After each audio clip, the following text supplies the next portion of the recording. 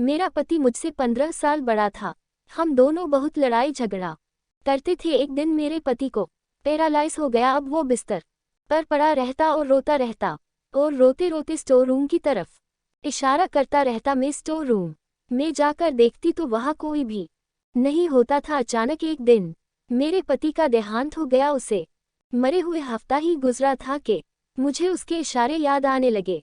एक दिन नौकरानी नहीं आई थी तो मैंने सोचा आज मैं स्टोर रूम की सफाई कर लेती हूँ। मैं वहाँ सफाई करने चली गई और जैसे ही मैंने स्टोर रूम का दरवाजा खोला मेरी जान निकल गई। क्यों कि स्टोर रूम की सफाई करते हुए मुझे वहाँ कहते हैं भगवान सब के साथ इंसाफ करता है। कुछ लोगों के साथ इंसाफ हो जाता है और उन्हें पता भी नहीं चलता। मैं भी उन्हीं लोगों में से थी। मेरा नाम कविता था। मैं बहुत ज्यादा खूबसूरत तो नहीं थी। मेरे माता पिता ने मेरी शादी एक बहुत बड़े आदमी से कराई थी जो बहुत बड़ी पोस्ट पर था लेकिन मुझसे 15 साल बड़ा था और उसके सर पर एक भी बाल नहीं था। हम जब साथ बाहर घूमने जाते तो लोग मुझे उसकी बेटी समझते थे। उसने मुझे कहा कि मैं ज्यादा खाना खाया करूं ताकि मेरा भी वजन बढ़ जाए और मैं भी उसके जितनी उम्र की लगने लगूं। मैंने मजाक में एक दिन कह दिया कि आप अपना वजन कम क्यों नहीं करते। उसे गुस्सा आ गया। उसने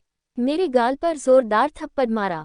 अभी हमारी शादी को हफ्ता भी नहीं हुआ थी कि उसने मुझे इतनी जोर से मारा कि मैं जमीन पर गिर गई। उसने कहा औरत हो औरत बनकर रहो। मेरे सर पर बैठने की जरूरत नहीं है। मैं अच्छी तरह से जानता हूँ तुम औरतों को अगर तुम्हें काबू में ना रखा जाए तो तुम पता नहीं क्या करो यहाँ इस घर में। तुम मेरा खाती हो, मैं ही तुम्हारे लिए सब करता हूँ। तुम्हें कोई हक नहीं मेरी मजाक बनाने का। मैंने कहा मैं मजाक नहीं बना रही थी लेकिन उसने मेरी इतनी सी बात का बहुत बुरा मना लिया और बहुत दिनों तक मुझे ताने देता रहा। वो मेरे लिए ऐसी चीजें लेकर आता था जिससे मेरा वजन बढ़ जाए। कभी मेरे लिए पिज्जा लेकर आता, कभी बर्गर। मुझे ये सब खाने की आदत नहीं थी इसलिए मेरा पेट खराब हो गया। पर उसने तब भी कहा अगर तुम खाओगी तो यही चीजें खाओगी वरना नहीं खाओगी। उल्टी सीधी चीजें खाने से मेरा वजन तो बढ़ गया लेकिन मैं बहुत बेढंगी सी लगने लगी थी। सब मुझे कहने लगे शादी के बाद तुम्हें क्या हो गया, पहले तो अच्छी खासी खूबसूरत हुआ करती थी, इतनी जल्दी वजन बढ़ा लिया। मेरे ऊपर जो ज्यादती हो रही थी वो किसी को बता भी तो नहीं सकती थी। उस आदमी ने मुझ पर हाथ उठाया, मुझे मेरे माता पिता और दुनिया वालों के सामने रुसवा किया। मेरे घर वालों को गालियां दी, जरा भी इज्जत नहीं करता। मुझे लगा था कि चलो जो भी हो वो मेरा पति है, मेरा खर्चा तो उठाएगा ही, लेकिन अब तो उसने वो भी बंद कर दिया। मुझे कहने लगा अपना खर्चा खुद उठाओ, मेरे पास तुम्हारे लिए पैसे नहीं हैं। अगर पैसे चाहिए तो अपने लिए नौकरी तलाश कर लो। जीवन में सुकून जैसे कहीं खो सा गया था। रोज कोई ना कोई हंगामा जरूर करता। मैंने स्कूल में नौकरी करनी शुरू कर दी। मेरी हालत इतनी खराब हो गई थी कि कभी कभी तो मैं अपने स्टूडेंट के सामने ही रोने लग जाती। जब मैं उनको अपने पति के बारे में बताती तो वो सुनकर हैरान रह जाती। मेरे पास कोई भी नहीं था जिसे मैं अपना दुख बता सकती। मेरे पति का कहना था जब तक पत्नी को मारो नहीं वो सीधी नहीं चलती और सर पर चढ़कर बैठ जाती हैं। इसलिए मैं अपनी पत्नी को बिना वजह ही मार लेता हूँ। अपने दोस्तों और रिश्तेदार के सामने मेरी बेइज्जती करता रहता। हमारे यहाँ कोई संतान भी नहीं हो रही थी। मैं बहुत परेशान थी लेकिन किसी को कुछ बता भी नहीं सकती थी। सबसे झूठ बोलना पड़ता था कि सब कुछ ठीक चल रहा है, अच्छी भली जिंदगी गुजर रही थी। ना जाने क्यों मेरे माता पिता ने मेरी शादी इस जैसे आदमी से कर दी। मैं हर तरह से कोशिश करती कि मैं उसे पसंद आ जाऊं, उसकी हर पसंद नापसंद का ख्याल रखती, वो जो कहता मैं वही करती, उसकी हर बात मानती। लेकिन मैं उसकी बात मानूं या ना मानूं उसे मुझ पर गुस्सा ही आता रहता था।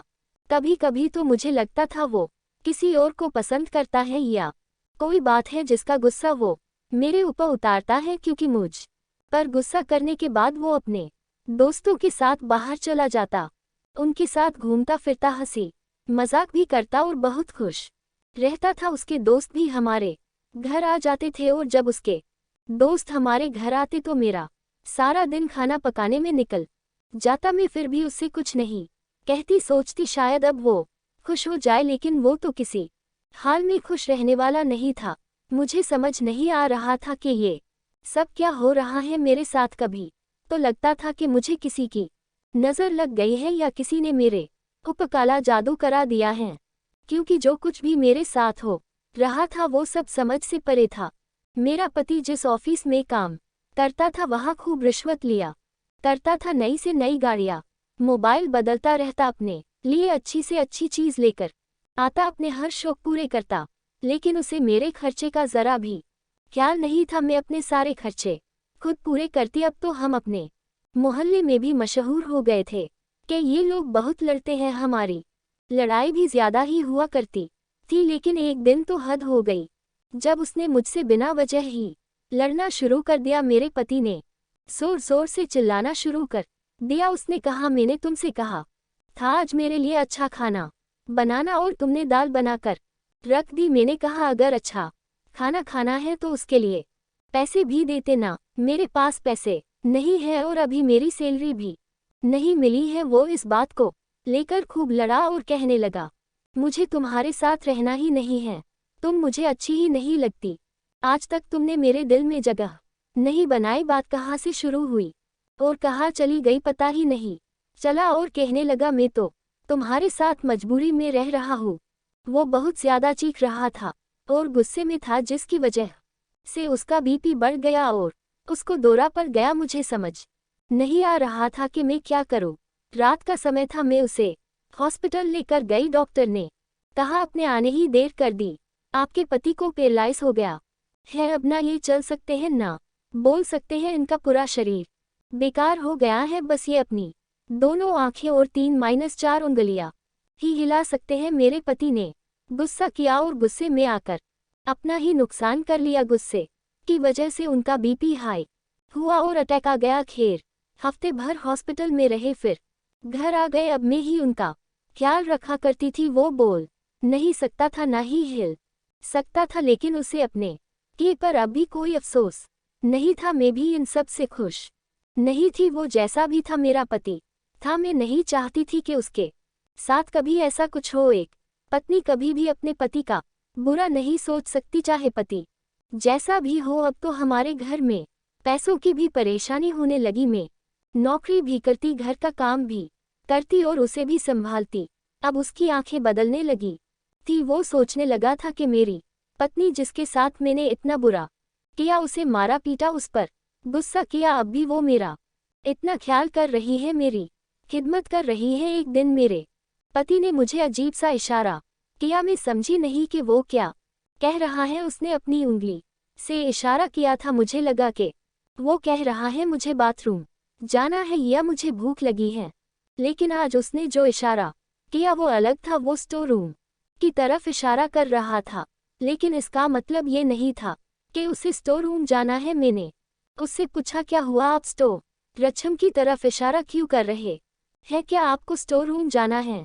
तो उसने मना कर दिया। मैंने घर में एक नौकरानी रख ली थी, क्यों कि मैं आधे दिन घर में नहीं रहती थी और अपनी नौकरी भी नहीं छोड़ सकती थी। अगर मैं नौकरी नहीं करती तो घर का खर्चा कैसे चलता, इसलिए मैंने एक नौकरानी रख ली। ऑफिस वालों ने मेरे पति का हिसाब भी क्लियर कर दिया था। अब वो नौकरी पर नहीं जा सकता था, इसलिए उसकी तनख्वाह भी आनी बंद हो गई थी और जो उसकी अभी तक की तनख्वाह और फंड है उनको मिलने में थोड़ा टाइम लगेगा। जब मैं उनको फ़ोन करती तो वो कोई बहाना बना लेते, वो पैसे भी हमें नहीं मिल रहे।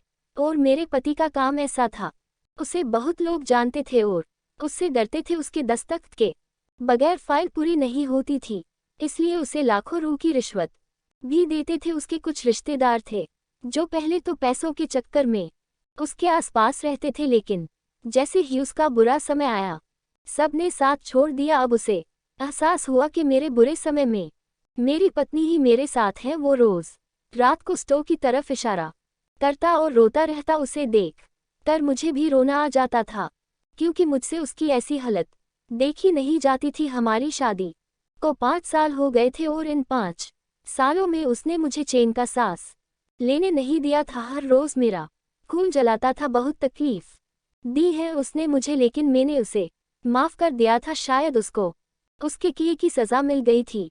मैं उसे और सज़ा नहीं देना चाहती थी। वो रोता रहता था और बार बार इशारा करता। मैं उसके इशारे पर जाकर देखती, लेकिन मुझे वहाँ कुछ नहीं मिलता। ना उसकी कोई चीज़ वहाँ थी और ना कोई ऐसी चीज़ थी जो उसे चाहिए हो। अब बार बार इंसान एक चीज़ की तरफ इशारा कर रहा है, इसका यही मतलब है कि कोई बात तो ज़रूर है, लेकिन मैं समझ नहीं पा रही थी। एक दिन उसकी कज़िन हमारे घर आ गई और हैरत की बात है वो उससे तो नहीं मिली, लेकिन मुझसे अजीब गरीब बातें कर रही थी। कहने लगी, तुम्हारे पति की तनख्वाह और फंड के पैसे कब मिलेंगे? मैंने कहा, पता नहीं, मैं तो रोज़ फ़ोन करती हूँ, वो लोग कुछ ना कुछ बहाना बना देते हैं। कहने लगी, बहुत सारे पैसे होंगे ना, तुम इतने पैसों का क्या करोगी? मैंने कहा, अपने पति का इलाज कराऊंगी, हो सकता है दूसरे शहर में इनका इलाज हो जाए। तो मुझसे पूछने लगी, कहीं तुम्हारे पति ने दूसरी शादी तो नहीं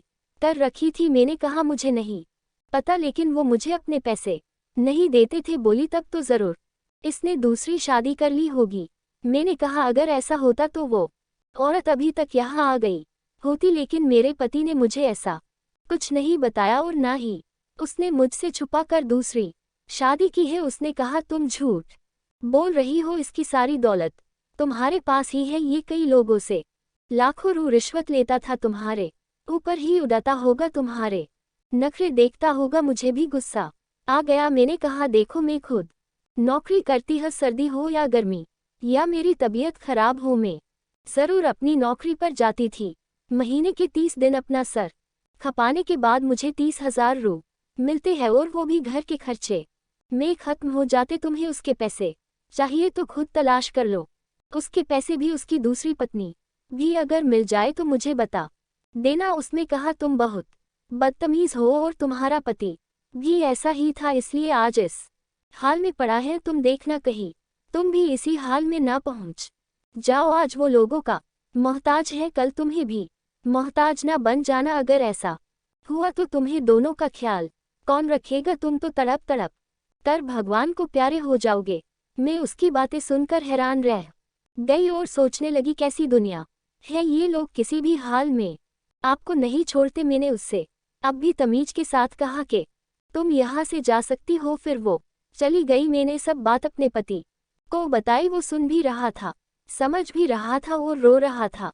वो मुझसे शायद बातें करना चाहता था, लेकिन अब वो बोल नहीं सकता था। अगले दिन मैंने डॉक्टर से चेकअप करवाया तो डॉक्टर ने भी यही कहा कि इनके ठीक होने की उम्मीद बहुत कम है, अभी तो ये ऐसे ही रहेंगे, आगे भगवान की मर्जी। लेकिन अगर आप चाहे तो किसी और डॉक्टर को दिखा सकती है या किसी और शहर ले जा सकती है। डॉक्टर हर माह आकर चेक करते थे, लेकिन कोई अच्छी खबर नहीं मिल रही कि बस मेरा पति बार बार स्टोर रूम की तरफ इशारा करता रहता और मैं समझ नहीं पाती कि वो क्या कहने की कोशिश कर रहा है। वो यूं ही रोता रहता। डॉक्टर कहते, अगर ये रोते रहेंगे तो इनकी आंखें खराब हो दो जाएंगी और दवाई भी असर नहीं करेगी। मैं उन्हें समझती और कहती कि आप रोया ना करें, सब्र करें। एक दिन जब सवेरे मैं उनको जगाने गई तो मैंने देखा कि वो जाग नहीं रहे थे। तब मुझे एहसास हुआ कि वो इस दुनिया में नहीं रहे। मेरे पैरों तले ज़मीन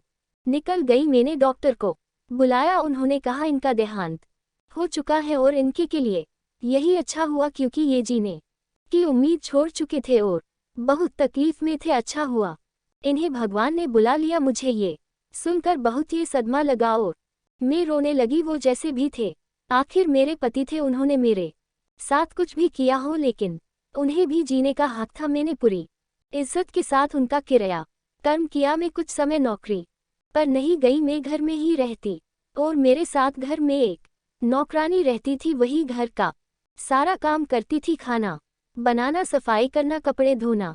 मेरे पति के देहांत के बाद मेरा किसी काम में दिल नहीं लगता था। एक दिन किसी ने दरवाजा बजाया और मुझे नौकरानी ने आकर बताया कि मुझसे कोई औरत मिलना चाहती है, उसके साथ बच्चे भी हैं। मैंने कहा, क्या नाम है उसका? उसने मुझे नाम बताया। मैंने कहा, मैं इस नाम की किसी औरत को नहीं जानती थी और ना ही उसके बच्चों को। मैंने कहा, कौन है आप? उसने कहा, मैं तुम्हारे पति की दूसरी पत्नी हूँ, अब वो मर गया, मैं अपना और अपने बच्चों का हिस्सा लेने आई हूँ। तुम्हारे पति ने 3 साल पहले मुझसे छुपकर शादी कर ली थी। और 3 साल में मेरे 2 बच्चे भी हैं।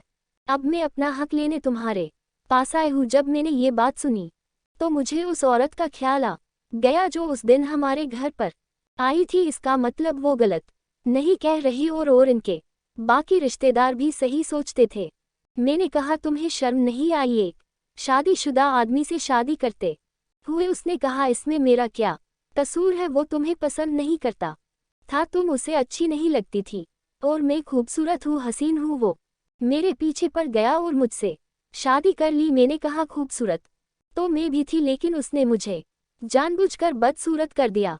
उसने कहा मर्द ऐसा क्यों करेगा, शायद तुम्हारी किस्मत ही खराब थी। खैर छोड़ो इन बातों को, अब वो इस दुनिया में नहीं रहा, मेरा हिस्सा मुझे दो। मैंने कहा वो मेरे पास कुछ नहीं छोड़ कर गया है, मैं अपना खर्चा भी अपनी नौकरी करके चलाती हूँ और जो उसके फंड और तनख्वाह है वो अभी तक मिली नहीं है। जब मिल जाएगी तो मैं तुम्हें उसमें से आधे पैसे दे दूंगी। और रहा ये घर, तो घर भी किराए का है और इसे मैं चलाती हूँ।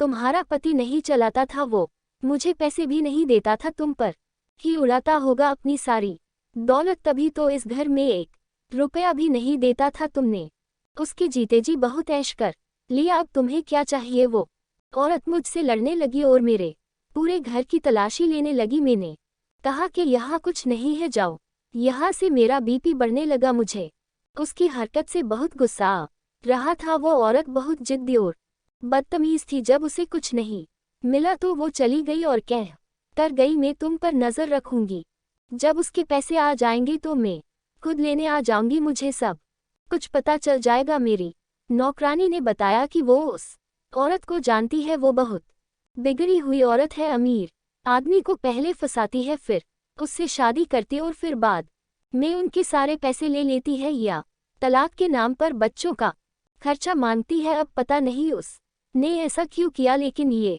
अच्छी औरत नहीं है, इसको तो सारा मोहल्ला जानता है। मैंने कहा मेरी जिंदगी में कुछ अच्छा नहीं हो सकता, पति ने भी मुझे तंग किया और जाने के बाद भी मेरे गले में मुसीबत डाल गया। मैं क्या करूं? अभी मेरे पति को मरे हुए ज्यादा समय नहीं हुआ था। मुझे बार बार अपने पति का ख्याल आता कि वो स्टोर रूम की तरफ इशारा क्यों करता था अपने आखिर समय में भी वो यही इशारा कर रहा था। मुझ में उसकी याद बस गई थी। औरत भी बहुत अजीब होती है, जब किसी से मोहब्बत करती है तो उसकी बेवफाई भी माफ कर देती है, लेकिन मन के अंदर इतनी ताकत नहीं होती। मुझ तो आज तक ये समझ नहीं आया कि मेरे पति ने मेरे साथ ऐसा क्यों किया, जबकि मैंने तो हमेशा उससे मोहब्बत की।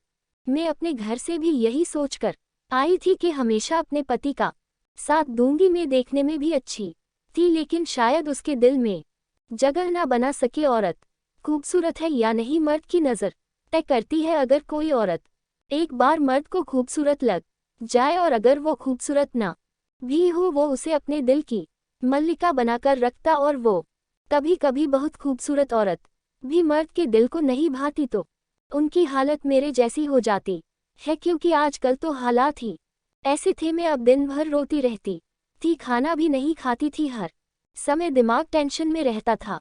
लेकिन मेरे पास अब क्या रह गया था? मेरी उम्र भी अभी कोई ज्यादा नहीं हुई थी, मुझे किसी से शादी भी नहीं करनी थी, मेरा ऐसा कोई इरादा नहीं था। मैं सिर्फ अपनी जिंदगी चैन सुकून से और अपने तरीके से जीना चाहती थी और मेरे दिल में अब कोई चाहत बाकी ना रही थी। मेरी जिंदगी का कोई मकसद नहीं था। मैं घर में ही रहती, मेरे पति के पैसे भी नहीं आ रहे थे और उनकी दूसरी पत्नी फोन कर करके मुझे परेशान करती रहती, पैसों का पूछकर मुझे तंग करती रहती। मेरे पास सब पैसे खत्म हो गए थे। मैंने नौकरानी से भी कहा वो काम छोड़कर चली जाए, मैं अब उसको पैसे नहीं दे सकती। मैं हैरान रह गई जब एक दिन वो मेरे लिए खुद अपने घर से खाना बना कर लाए और कहने लगी आप बहुत अच्छी है मैडम, आपने मेरा बहुत ख्याल रखा है, मेरे पास इतना ही है मैडम, मैं आपके लिए खाना ही ला सकती है। उस दिन मुझे पता चला कि अगर हम दुनिया में किसी अच्छे इंसान के